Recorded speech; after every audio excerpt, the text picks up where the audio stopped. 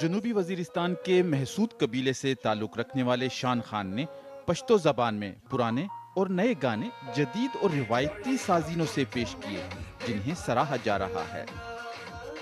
Over all folk ہی کہہ سکتے ہیں اس میوزک کو آپ، پشتو کا میوزک جو ہے اوریجنل، بٹ فوک کو پھر میں نے جس طریقے سے انٹروڈیوس کرنا چاہ رہا ہوں وہ ایک فیوژن انداز ہے اور ایک ڈفرینٹ انداز، اور یہی میں کہنا چاہوں گا آج کل کے میوزک کے بارے میں کہ میوزک بیسیکلی پشتو میوزک اس لیے زیادہ پسند کیا جا رہا ہے کہ اس میں انرجی بہت ہے۔ پشتو موسیقی کی مقبولیت کو دیکھتے ہوئے پنجابی زبان کے گلوکار جیسے نصیب لال، حمیرہ ارشد، فریحہ پرویز اور دیگر نے بھی پشتو گانے گائے ہیں۔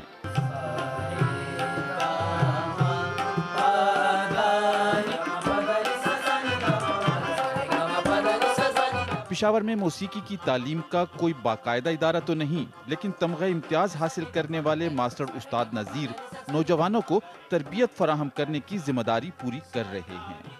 میں دھماکہ ہو گیا اور میں پٹاخہ ہوں، یہ تو پٹانوں میں نہیں ہے یار۔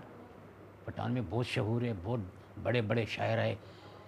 ہمارا ٹپت سن لو، ہمارا چار بیت سن لو، ہمارا بگتے سن لو، ہمارا نمکے سن لو، ہمارا بدلہ سن لو، ہمارا ربئی سن لو، ہمارا آئی کو سن لو۔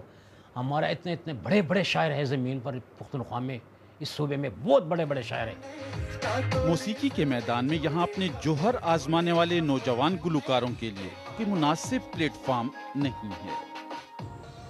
پاکستان میں شدت پسندی سے پہلے پشاور کے اس نشتر حال میں موسیقی کی تقریبات اور سٹیج ڈرامے کمرشل بنیادوں پر معمول سے ہوا کرتے تھے۔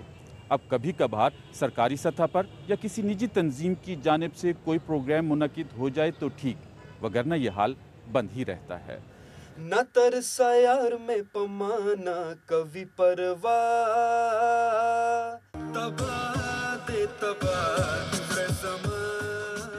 مبصرین کا کہنا ہے کہ اب گانوں کی کمپوزیشن انتہائی آسان ہے۔ روایتی سازینے ناپید ہوتے جا رہے ہیں جبکہ اس کی جگہ کمپیوٹر نے لے لی ہے، جس سے گانوں کے معیار میں کسی حد تک کمی واقع ہوئی ہے۔ عزیز اللہ خان، BBC نیوز، پشاور۔